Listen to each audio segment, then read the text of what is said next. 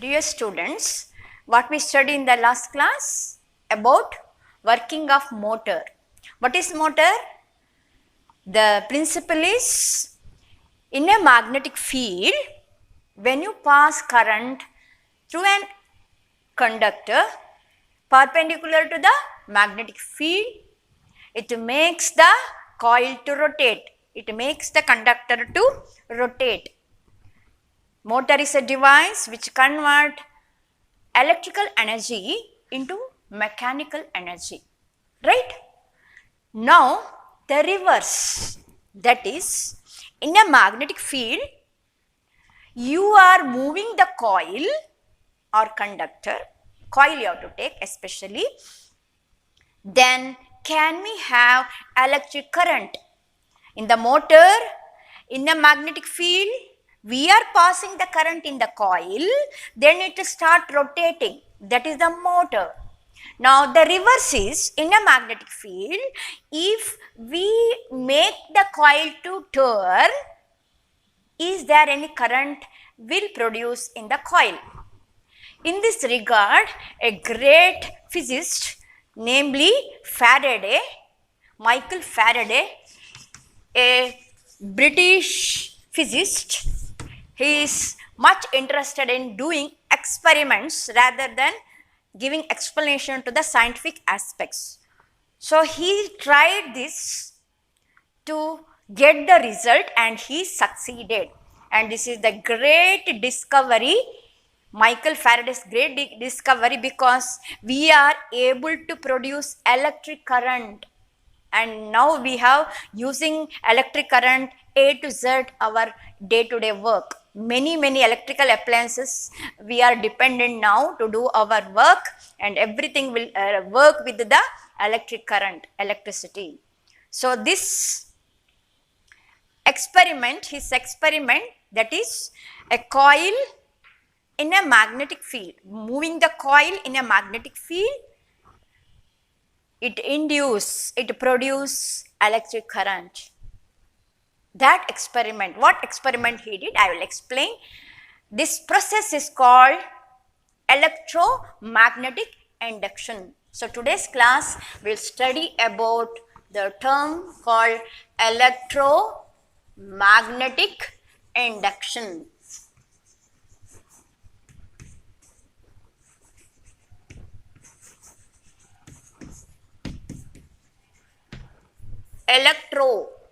Electricity,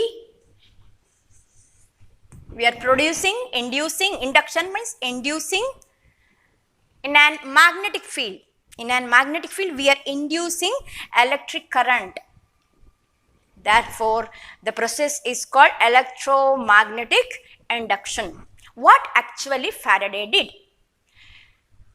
He has taken the coil, insulated copper coil, and he wound it over an cardboard, a paper-like structure. In a non-insulating material, you have to take paper or cardboard, whatever it is, you have to wound it. He did the many turns of the copper coil, which is insulated one, to the insulating material, paper, whatever it is, and without using any source of current. Okay, without using source of current, he connected to a device, that one, just to see whether the current is there or not in the coil. To test this, he used one galvanometer. He connected to the galvanometer and he used one strong magnet, bar magnet, and he make it move to the near to the coil. Okay, and to his surprise, he observed that the pointer in the galvanometer showing the deflection whenever he will do the movement, relative motion of the coil or the magnet. Okay, the galvanometer is a device. This is the galvanometer. This is a device where there is a magnetic needle. Can you see, children? There is a magnetic needle pointer, like a pointing. It is narrow, thin magnetic needle is there, and when you connect it to any coil here, any conducting material connection, if you do the circuit, and whenever there is current, it is always show either it will move towards left or right, both direction it will move, and when there is no current it will stand at the 0 mark here, 0 at the center, no deflection, no movement. But when there is current, just it will move either left or right depending upon the direction of current, it will move. By using this instrument, we can find out whether current is there or not in the circuit. We cannot measure it, but we can see the presence of current or not by using this device that is called galvanometer. Now what he did is, so this is an insulating cardboard, and here he has taken many turns, okay, many turns of the copper coil, insulated copper coil. He has taken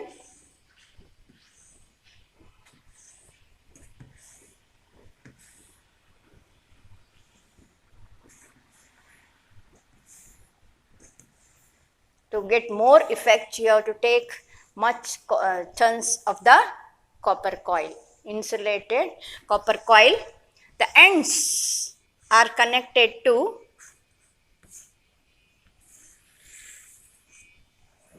galvanometer,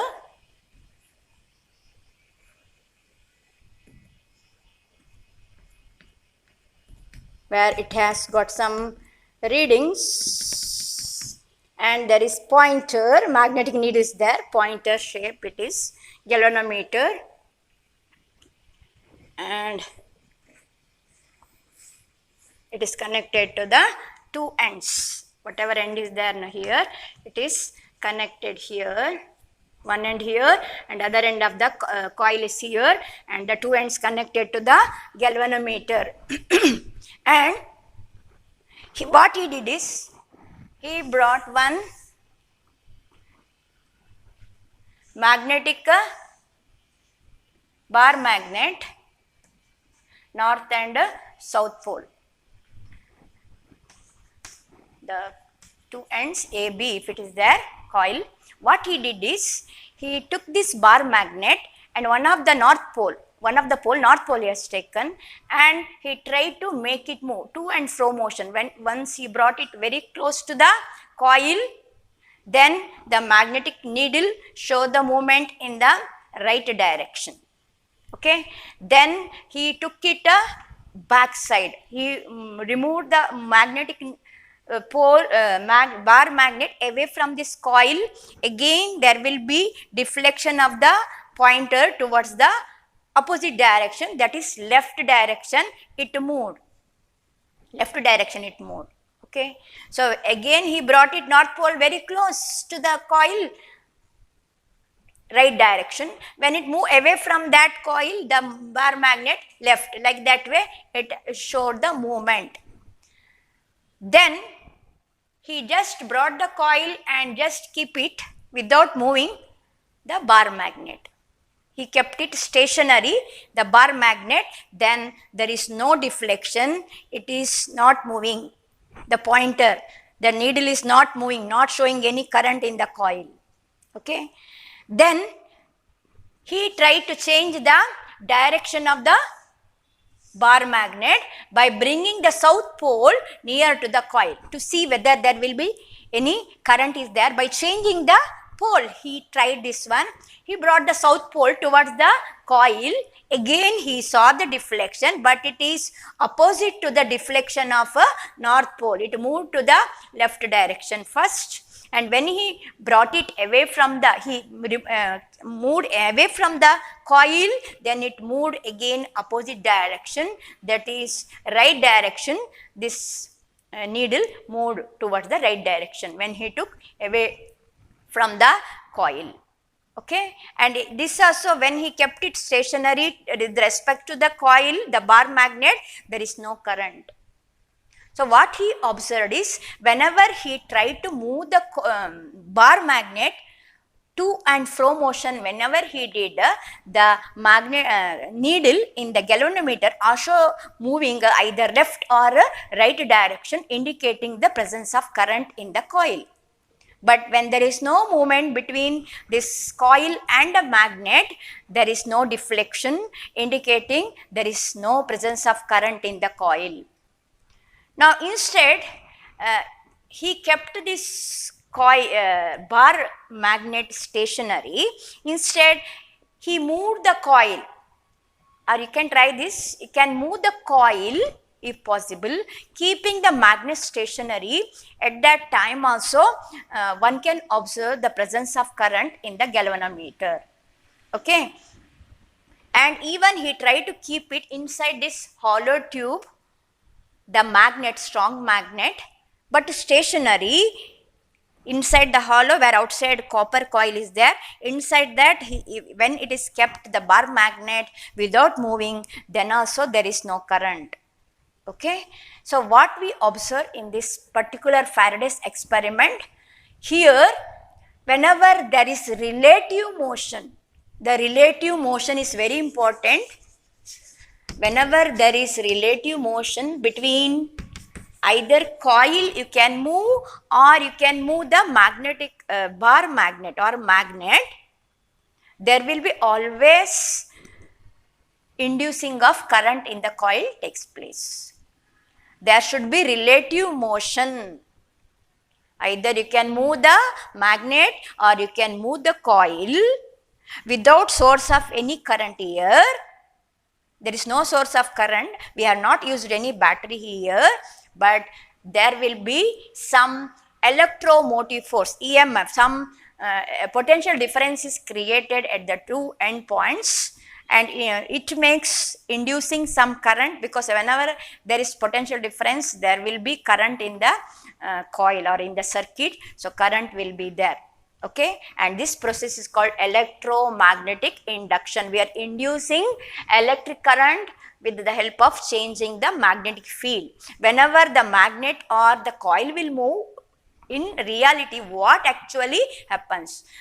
You know that any magnet have magnetic field around it. Even though we cannot see its presence, only we can feel the presence by bringing the magnetic substance, but the magnetic field is there always very close to the magnet. So when it will come close to this coil, it will connect to the, it link to the coil here, but we are making it to move, this magnet. So when we move, make it move, the magnetic field linking with the coil goes on changing.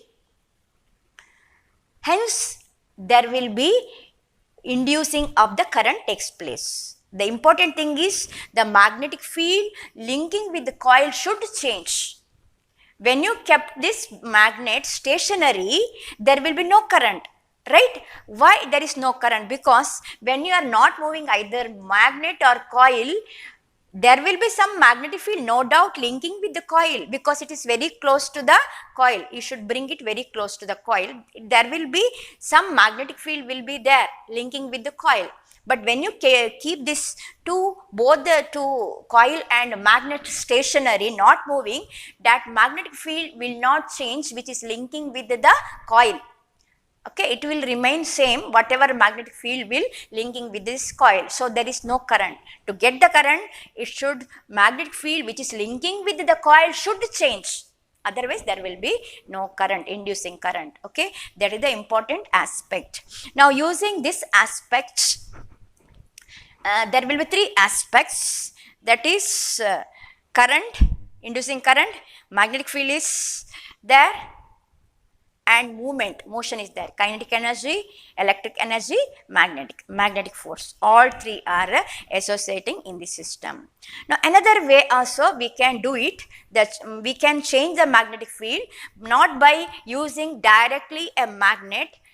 Another way also we can do it, that is, you have learned in the magnetic effect of electric current, you have learned that in a conductor, in any coil, when current is flowing, what it creates?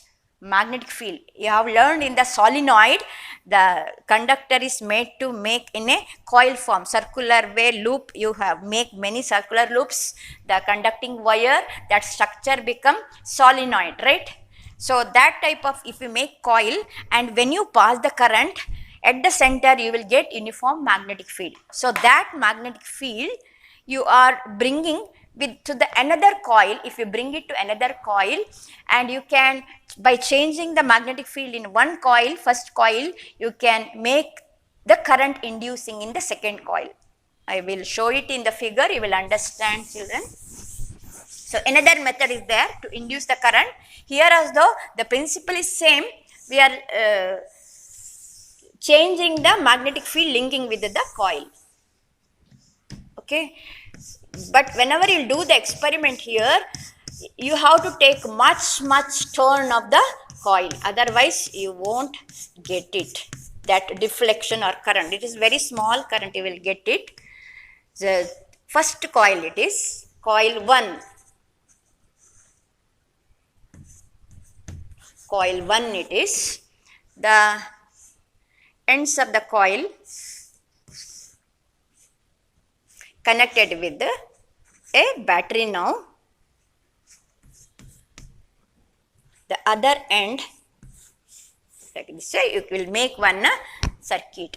And very close to that, we need another set of coil here.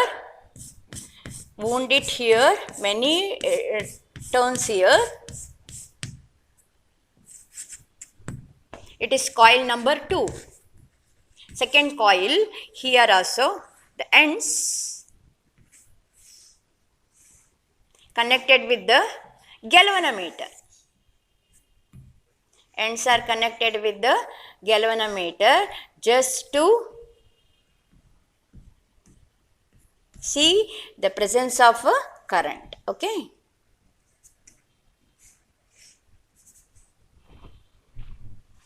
If you observe carefully in the diagram, this is the first coil, primary coil.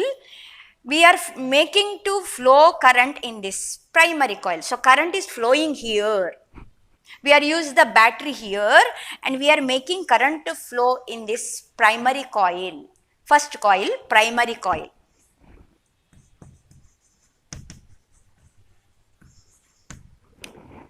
This is second coil. If you see here, there is no any battery connection. We are not providing any voltage. Source of current is not there. Just to see whether current is produced in the second coil or not, you just used one galvanometer. Okay. This is the coil number 2. Second coil, it is called secondary coil. Okay. Secondary coil, it is primary coil. In the primary coil, there will be current. But in the secondary coil, second coil, there is no source of current, there is no any voltage, no battery. Now, when you make the electric current to flow in the primary coil, what is produced around the coil? Magnetic field. This is due to the magnetic effect of electric current. And you have seen that if the conducting wire is in the form of coil with many turns, the magnetic field become much more powerful compared to straight conductor. So it is in the form of coil with many turns, we are passing the current through this coil. Now it will produce some magnetic field, right? This magnetic field, since it is very close to the second coil, it will link with this secondary coil. And when it is same current, direct current is flowing, when it is steady, a particular pattern of magnetic field is linking with the coil, which is steady, which won't change because same current is flowing. Then we cannot see the deflection.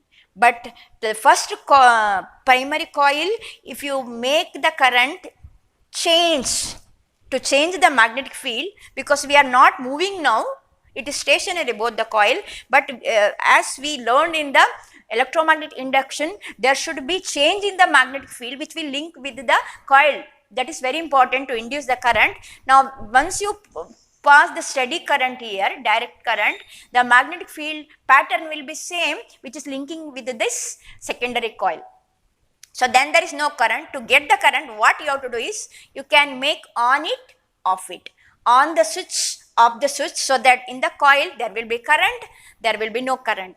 Current will be there in the primary coil and there is no current. So when you do on and off of this system, the magnetic field, first it will be there, next it is not there. So simultaneously the field go on changing in the primary coil, which is linking with the secondary coil also changes as a result. So you are making the magnetic field which is linking with the secondary coil goes on changing. So this change in the magnetic field linking to the coil, what it will induce? It will induce the electric current. Thus when you do on and off in the primary coil, you can see the deflection in the galvanometer indicating the presence of current in the secondary coil. Now is this clear to you children? Either you can make the magnet to move or coil to move near the magnet, then only we will have the induced current. That is the first way we did. Second way is, instead of using direct magnet, current carrying conductor, the coil having current, varying current you should use, that will create some magnetic field which is very close to the another coil, induce the current in the secondary coil. This is also electromagnetic induction. You have to make somehow the magnetic field linking with the coil change. Then only you will have the current induced in the system and we will get the electric current. So there are two, either use the direct magnet or you can use current carrying coil or conductor near to the another coil. By changing the magnetic field, that is very important, changing the magnetic field linking with the coil. When it is done, it will induce some potential difference or it will produce some electromotive force in the coil. By that, current is start to flow in the coil. It is electromagnetic induction and current is called electromagnetic induced current. It is called induced current, the current produced. Okay. Now, we don't know the direction of electric current in the secondary coil. Now, how to know the direction of secondary coil? How to know the direction of current in the secondary coil?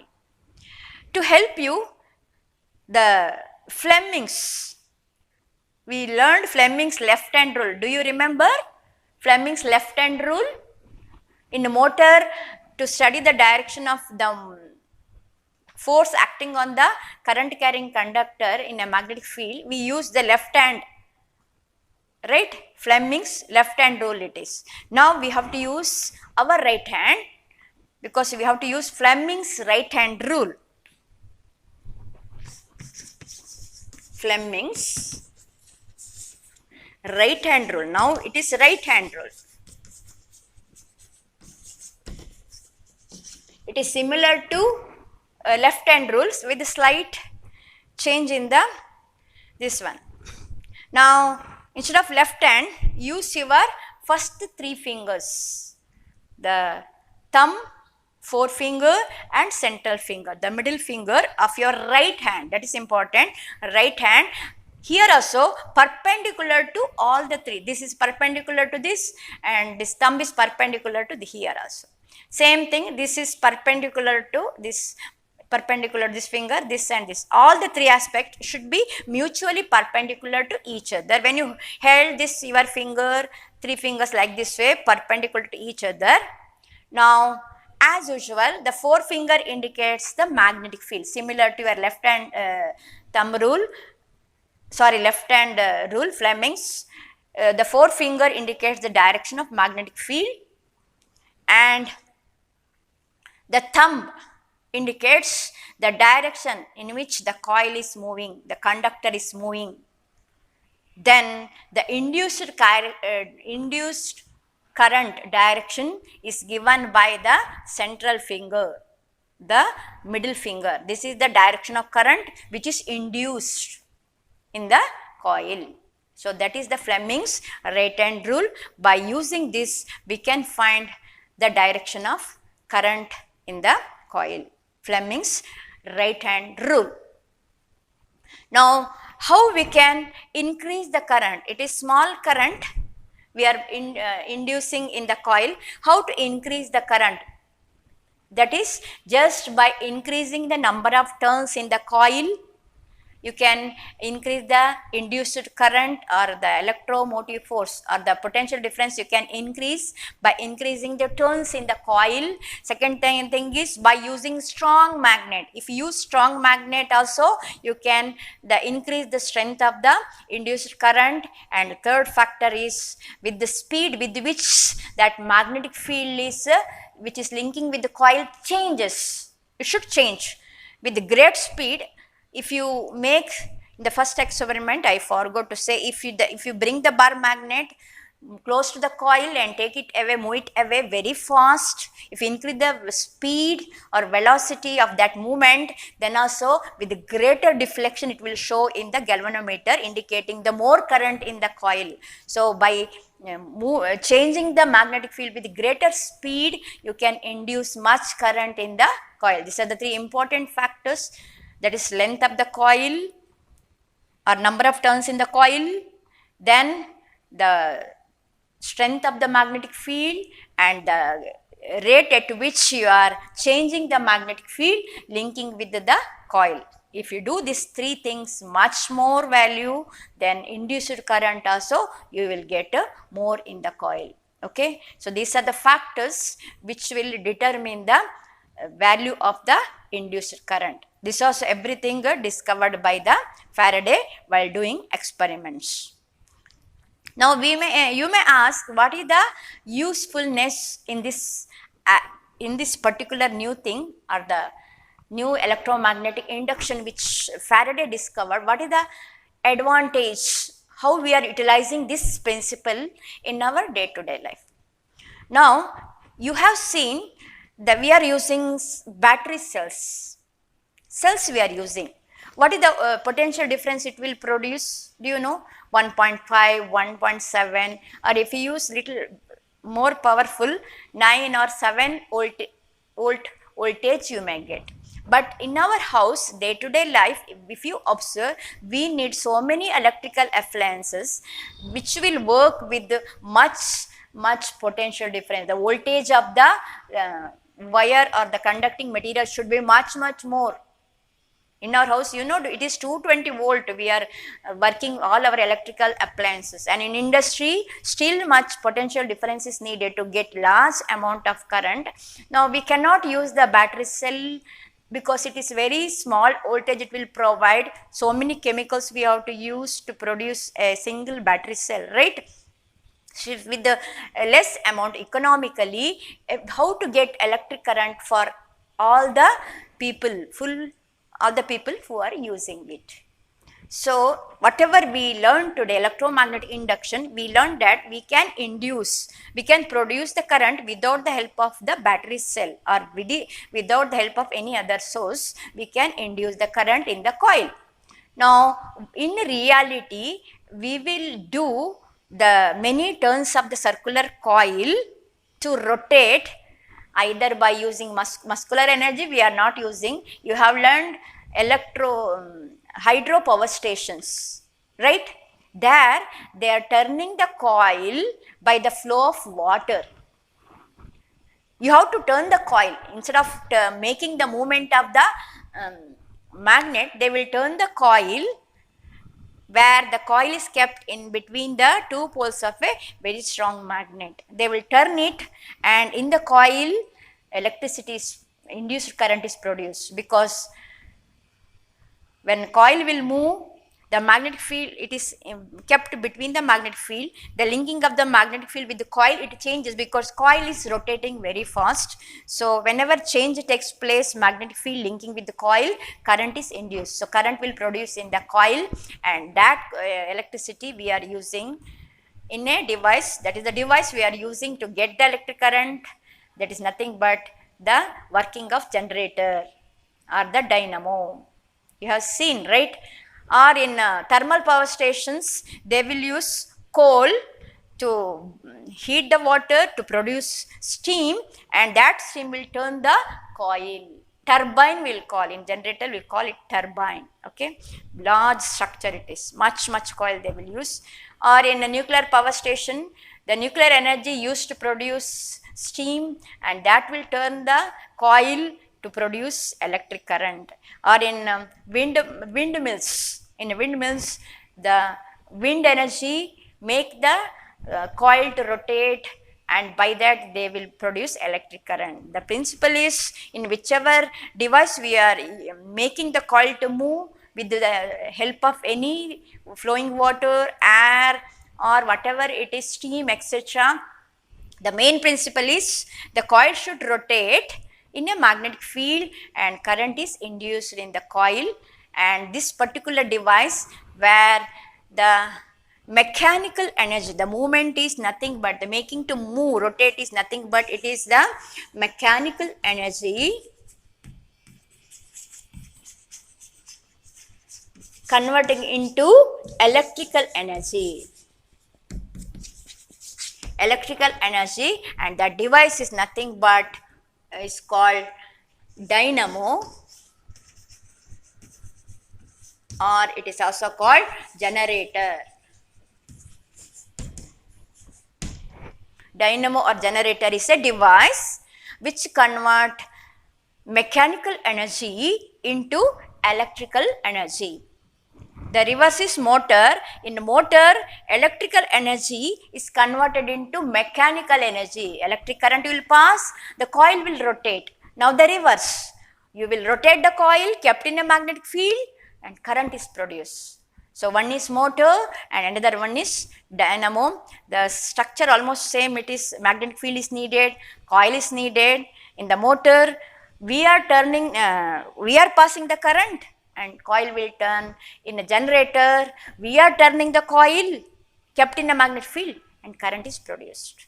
Okay. So in a motor, electric energy change into mechanical energy, where in a motor generator, mechanical energy change into electrical energy. And you have seen by the discovery of this electricity, or this we are using this generator in all your industries, in house, everywhere, so much improvement or development has taken place in the modern society. That about the basic principle. The principle of any generator or motor is simple: electromagnetic induction. Now, while producing electric current, there are actually two types of dynamo are there. We will study only one type, that is AC dynamo.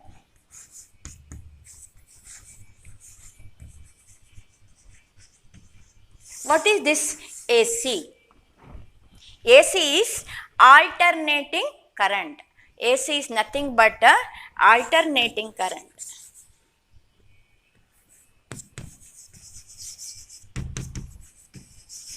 Alternating, C for a current. And there is one more dynamo is there, one more current is there, that is DC. D for a direct, C for a current. We will concentrate only AC.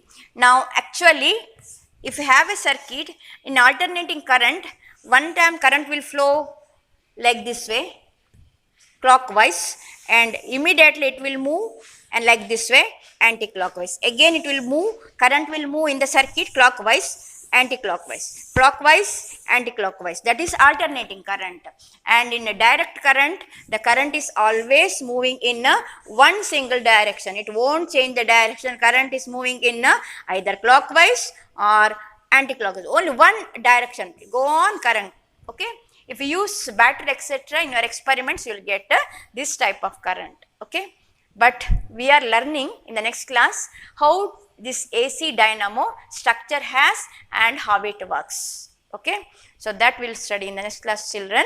Thank you.